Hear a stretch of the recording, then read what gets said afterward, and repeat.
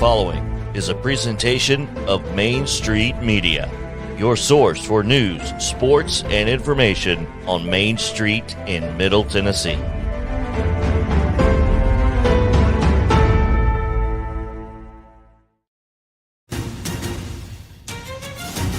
And welcome into Casey's Take on Sports, a variety of takes on sports all across the region and always a little local flavor for Dickson and Cheatham County. Now, here with a man who always has a take, your host, Casey Patrick. Good morning. How are y'all doing?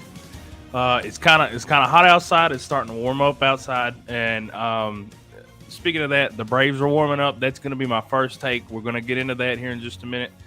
My second take, we're actually going to talk a little bit about the Grizzlies and Warriors series, which has been a pretty common theme around here. But then my third take, we're going to talk about some Nashville soccer. I'm not going to sit here and try and be the guy that I'm not going to tell you I know a lot about soccer, but we're going to talk a little bit about it today. And then, of course, fourth take is always high school sports, everybody's favorite. So y'all stay here, stick around. We're going to have a lot of fun today.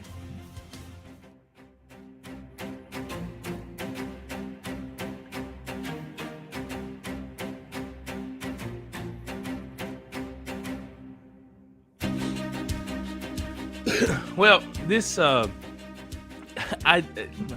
it's hard to explain this, but a few days ago was when I decided what I was going to actually talk about in the show. And whenever I put all this in, I put Braves heating up, and they had just finished their last series against the Brewers. I put that into the little Google sheet that we have, and then the Braves proceeded to lose the next game to the Red Sox, like 9-4 or whatever. Kyle Wright had his worst outing of the year. So I guess I'm just bad luck. I don't know. But I honestly, the Red Sox are like 11-20 so far this year. They have absolutely sucked. They've been terrible. Of course, they're playing in a really good division too. I know that the Orioles are not very good, but the Blue Jays are not bad. The Rays always win, and the Yankees always have money, so they have good players. Whether or not they play good depends on how much the players care, but the Yankees are usually always there. The Red Sox are going to have an incredibly difficult time kind of sticking around if they don't get out of this hole. But they started digging their way out of the hole the other day with a pretty big win over Atlanta. But I do think Atlanta's starting to kind of turn the corner. Maybe not. They might not be hot necessarily, the old hot Atlanta, what they used to call, but I think that's okay.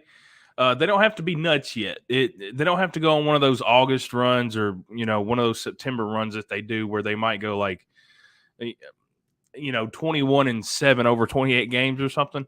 I'm not talking about being that good, but just kind of, starting to settle in. Some of the guys, and like Ronald Acuna's average was like 220 something the other day, and then he decided. I don't want to sit here and say that Ronald has been slow to start the season. The kid had 19 at bats in the minor leagues for his rehab before they called him up. So, he's still trying to get caught up, and that's fine. That's part of the reason why I guess I got up here and I kept telling you guys not to freak out, which I am wearing my Atlanta hat. It's on the backside of it. I'm too fat to turn my head all the way around for y'all to see the A, and I don't want to take these off to show you the hat, but I tried to tell you guys just to calm down. Which, to be fair, I said to calm down about the AJ Brown stuff because we weren't going to trade him, or we were gonna sign him, and we didn't. And I was wrong about that. And I know when I admit when I'm wrong. It doesn't happen very often, but I admit it. And I will say that I do think with the Atlanta Braves, it's last year when they won the World Series. I said this earlier in the year when they were 7-10. They were 7-10 last year after 17 games. And this year I saw another thing where I think they were like 14-16 or 15-17 or something like that. It was the same record they were last year. And again, last year is not a cookie cutter way of doing things. I don't want to say you want to do everything exactly like last year, but the sky is not falling. It is not that bad. I promise. It's really not that bad. I know the Braves have not been Dodger like so far this year, and that's fine. I don't want to be like the Dodgers. I'd rather try to do our best to create a good team without just throwing money out there to buy one. But that's a different discussion for a different day. I do think the Braves are going to be fine. Charlie Morton has been spectacularly bad to start the season, and he wasn't that bad the other day. I think he pitched 5 innings, didn't give up any runs against the Brewers or whoever it was. I don't think he was all that bad in his last start. Maybe he's starting to warm up a little bit, which would be advantageous to the Braves starting pitching, because Max Fried is usually always pretty good. Even when he's really good, he's Cy Young level. But when he's bad, he's still good enough to give you a halfway decent start. He doesn't have those starts like Kyle Wright had in the last few years where he would just fall apart, give up 7-8 runs in 2 innings. Max Fried doesn't do that. His bad starts, usually he holds teams to like 4 or 5 runs in 5 innings, which, although is bad, it's not that bad. Kyle Wright's been hot. Ian Anderson had a pretty good start yesterday. I know it wasn't great, but he was able to kind of slow down, get adjusted, and throw the ball a little bit better. So good for him. But the starting pitching is getting a little bit better. Some of these bats are starting to wake up. Braves fans, it'll be okay. They might not win the division. They might not win the World Series this year. But I don't think there's any reason to throw a hissy fit about anything in early May. I don't think anything is ever that bad. So take a deep breath, Braves fans. It'll be okay. But we've got a commercial coming up. But before we head to that commercial, I've got, and I told y'all I'm going to start getting good at this. I've got my little read. So here we go. I want to start with my read for Dr. Anthony Trapino and DMA. Brought to you by DMA Orthopedics, Dr. Anthony Trapino. Dr. Anthony Trapino provides patients with prompt, effective treatment using the best technology available and in a manner that is compassionate and understanding of their needs. Dr. Anthony Trapino is a board-certified orthopedic surgeon. Call 615-441-4522 today.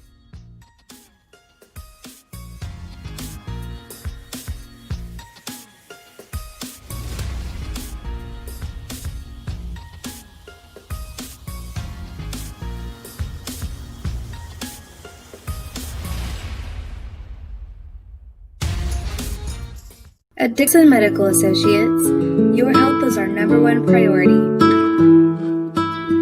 With over 40 providers, our goal is to bring excellent, convenient, and comprehensive medical care to our community.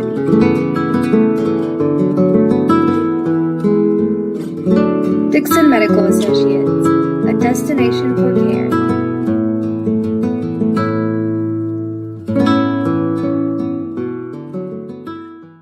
Are you an enthusiastic sports fan? Want to have fun and get in on the action? Heck, yes. That'd be awesome. Have great attention to detail? Want to stay active? Definitely. Want to give back to the student athletes in your community? Obviously, yes. Then you'd make an excellent high school sports official.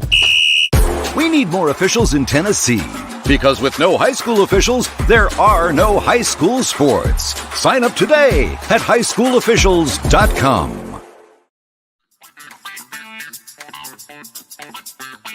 Nobody covers high school sports quite like Main Street Preps, bringing you hyper-local coverage of the teams and athletes in your backyard. Wherever your Main Street is, well, we got a podcast for you.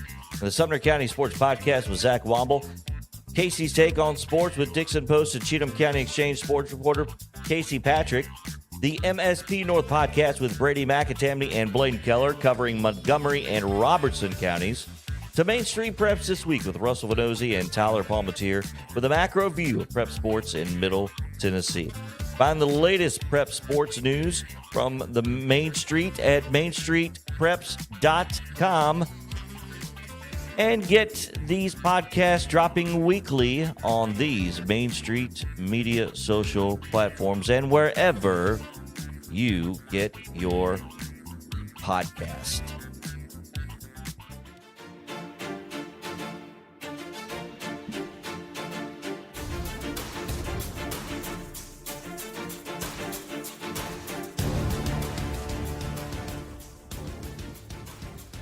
I would highly recommend checking out some of those other podcasts, especially if you're interested in some local sports. They're a little bit more hyper-focused on the local stuff, which is fine. But those other guys, Russell and Tyler, and then Zach and Blaine, and then Brady and Blaine, and then Zach does one by himself. So those are actually some pretty cool podcasts. Check out those guys and the work that they do. But we're going to get on into the second take. Warriors and Grizzlies. When I wrote this down the other day, I said that every time I've talked about this, I know it's a lot of stuttering. I'm trying to figure out exactly how I want to say this. I know when I said this the other day, my thoughts were that the Grizzlies needed one more, like at least fringe superstar to win. And I still believe that to be true. Now, any of you that may have watched last night's game, I think the Grizzlies were up by about 50 at one point. Of course, Steph said that they were going to whoop that trick in the what was it, in the press conference. He said that before the game, and I know Ja's been out. Grizzlies playing good without him. I don't want to rain on anybody's parade. Again, I'm not a Grizzlies fan. I hope they do well. I think it's been really great for people in this area, and they've been fun to watch. But I'm just speaking from somebody who has no bias in the situation, because I'm more or less a bandwagon fan of both of these teams. I like to see both of these teams do well. They have likable players on their teams. They have likable guys. I like the coaches. I do not think that the Grizzlies are ready yet. Now they're still down.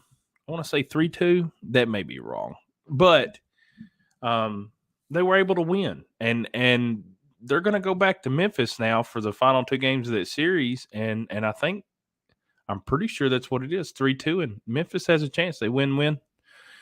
They eliminate the Warriors, and they move on. Now, like I say, I don't want to sit here and sound like I'm being negative about the Grizzlies. I think they've got a fantastic team. I think they could use one more really, really good athlete on that team, and then I think that they probably need a little bit more experience. I don't think they're going to beat the Warriors in 2 straight games, with or without Ja Morant, 100% healthy or not. I just don't care. I don't see that happening. The Warriors, who are blessed with 2 of the greatest shooters of our era, Jordan Poole, who was a 22nd overall pick, or maybe that's wrong, but he was a later first-round pick. He should have never fell to them. They took him. They were ridiculed for that pick, and now it's paying off. They drafted Draymond Green out of Michigan State. Did any of y'all remember watching Draymond Green play at Michigan State? He was kind of chunky. It's like watching me run up down the court. But the Warriors have really built a really good team. They've won a few championships now. They've got a lot of experience. I think that plays a huge role, especially this far into the season. I mean, just going down that pathway helps you the second time you go back down it. And the Grizzlies are they're not further than they've ever been before, but this group is getting into newer territory, right? For the Grizzlies. And I hope they do well. I hate to sound condescending. I don't want to sit here and say like, "Oh, just have fun," but I hope there are a lot of things that they learn, a lot of things that they can use moving forward. They got a really bad draw playing a 3-seeded Golden State, but I don't think the Grizzlies are quite ready yet. But that'll be okay. I do think it'll be fine. Grizzlies are going to learn. They're going to go add some more talent. Ja's got to be able to stay healthy. And I said that in one of my last videos, which I know this last injury was over something a little bit different. But that series might get a little wild. Pay attention to it. Even if the Grizzlies win, this series, I don't know if experience-wise and mentally, I don't know if they've got enough to win the whole thing. I think they're still a little bit away. Personally, that's just my thought. But that's really all I wanted to say about that. Good luck. Good luck to the Grizzlies and all you Grizzly fans. I think the Warriors are just they're nutty good. They've got all kinds of talent. But we're going to go ahead and we're going to get into my third take. We're going to talk a little soccer.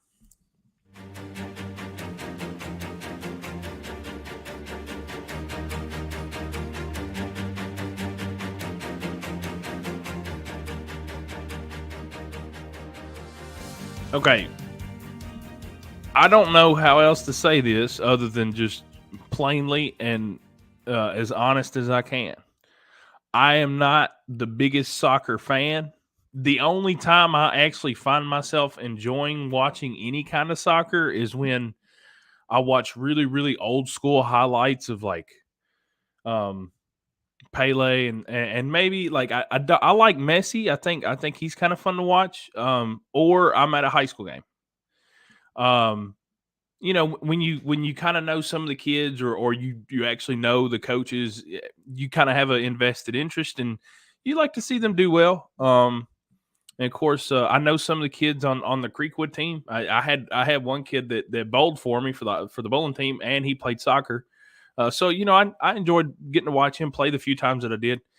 But if I don't have a rooted interest, I really don't usually talk about soccer a lot, which I think is the way to do it because I don't know an incredible amount about soccer. I'm not going to stand up here and try and tell you I know everything about soccer. But what I do know is that Nashville is showing up to these games. I think I want to say Nashville was third this last weekend in the average of attendance. Now, I may have just read some crappy Twitter page or something that was completely wrong, but I'm fairly certain they were third, and I think 6 out of the 7 teams were all in the South. And I was telling JP before we got on here, I was like, man, people down here, they take their sports serious. And Nashville, kind of like it did a few years ago when the Predators really started to get hot. The Predators have always been kind of they've been welcomed here, but once the Predators started playing really well, this city was like, yeah, we got hockey, and same thing with soccer. And of course, they beat Atlanta 3-2 yesterday, I think, in the round of 32 U.S. Open Cup. So you've got a team that's doing well. You've got a team that's playing some pretty good soccer. I think this area has really accepted it. If you go out on a soccer field on a Saturday morning, you see a bunch of kids running around. I think it's something that isn't just being played among minorities or people that, aren't from here. It's being played by everybody. A lot of people are playing this. A lot of people from different backgrounds. And I think that's really dope. I think it's really cool. Nashville's really showing out, and there's a lot of people that are going to these games. And that is awesome, especially for a team that's pretty good. So I just wanted to say, hey, don't mess with the Southerners in their sports because they love them. But Nashville SC, they're playing great. They're playing great soccer right now, or football, I guess. I don't know how to say it correctly, but they're playing great soccer right now. So we're gonna get out of that. We've got some more commercials coming up. Y'all stick with us. The commercials really aren't that bad. They're fun to watch. So Stay here with us. When we get back, we're going to talk some high school sports.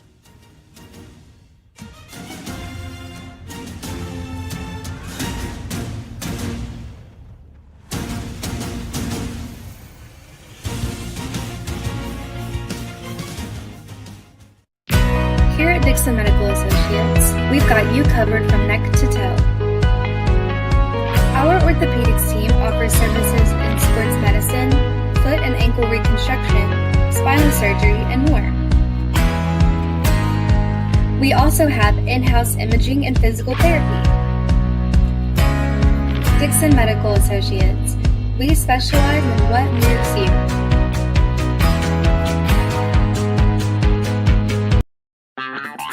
This is Chris Yao with Main Street Sports Today. Every show, Mo Patton and I welcome friends from all across the sports landscape, from high school coaches and reporters to national, college, and pro sports personalities. You never know who might stop by for a chat. AP Tennessee Sports Editor, three-time Tennessee Sports Writer of the Year 2020 TSWA Hall of Famer. She covers the Titans, the Predators, the Grizzlies, college football, and hoops. Please make welcome Teresa Walker. Former University of Tennessee, former Team USA Olympian, ex-Cy Young Award winner, R.A. Dickey. R.A., did I miss anything? Man, that was sweet. Yeah, I need to listen to that before I go to bed every night. That was nice. Has 5 sports Emmys. That's not bad for the other guy in Wham, Ryan McGee. The other guy in Wham married the best looking girl in Bananarama, so the other guy in Wham had a pretty good life. From preps to pros, we're taking on the sports topics you care about. Tune in across Main Street Media social platforms at 2 p.m. or on demand on your podcast distribution platform of choice.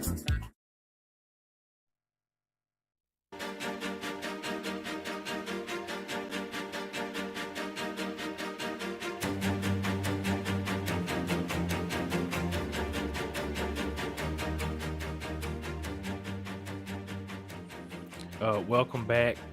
I guess, let's see. I believe we're supposed to do this DMA read again. So let me go back up to it. And all right, we're going to do that. Hey, y'all make sure to give Dr. Anthony Trapino a call right there. The phone number is right there, 615-441-4522. But this is Casey's Take, brought to you by DMA Orthopedics, Dr. Anthony Trapino. Dr. Anthony Trapino provides patients with prompt, effective treatment using the best technology available and in a manner that is compassionate and understanding of their needs. Dr. Trapino is a board-certified orthopedic surgeon. Call 615-441-4522 today.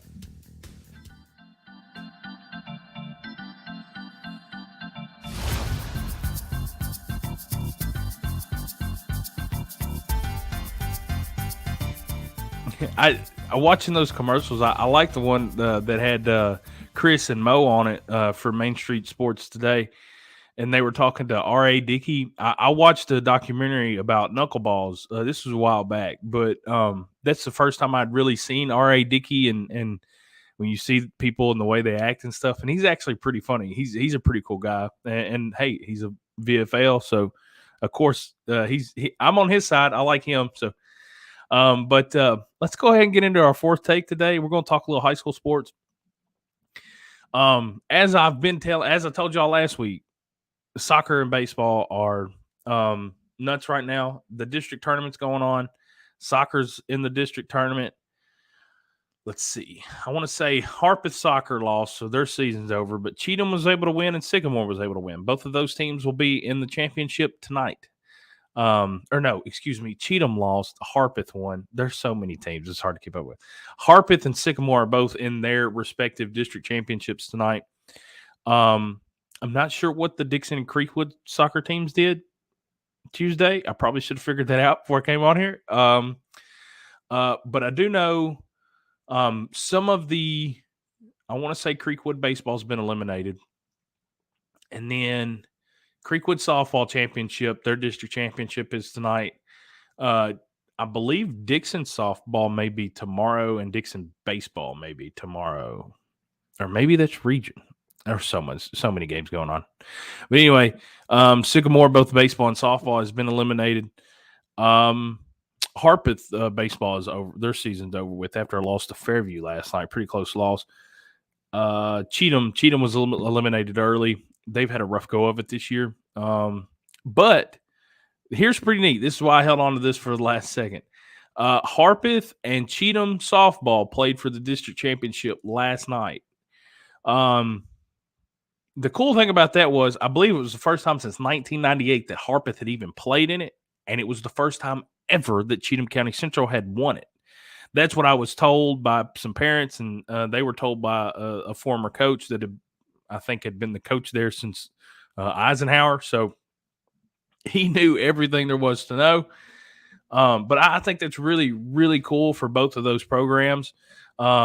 I also think it's cool for girls, and especially younger girls in that county, because, if I do a good enough job of writing about it in the paper, you're going to see a lot of people that get to read about how well these girls have played and how much better these girls have done compared to a lot of former teams. So that's really awesome for the Lady Cubs to get their district championship, the first one ever in softball. And of course, like I said, it's cool for Harpeth. It's the first time they've played in a district championship since 1998. 98. Bill Clinton was president. The 90s were fun. But we've got, like I said, we've got soccer. We've got tennis is going on. They're in the latter parts of the season. I think Creekwood just had they had two girls win their district doubles championship. Hannah Gossett was one, and I can't remember the name of the girl that was the other in the doubles. But track and field's going on too. I think they just had sectionals for that.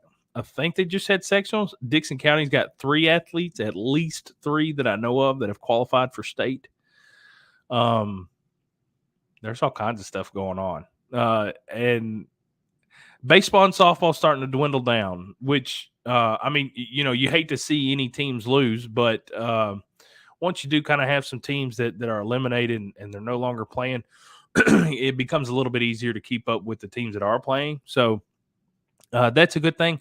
Cheatham will host somebody Monday. They're hosting, I think, Giles County and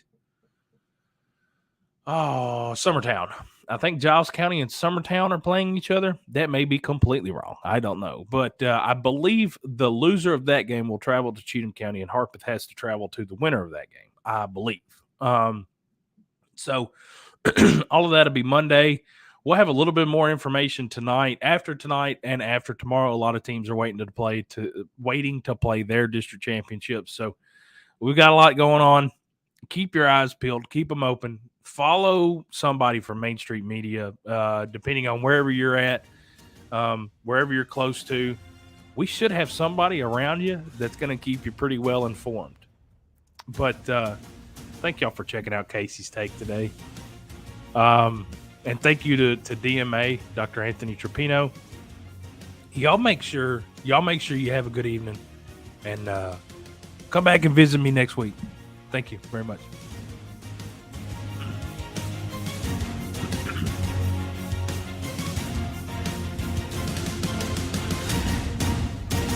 Casey's Take on Sports is brought to you by DMA and Dr. Anthony Trapino.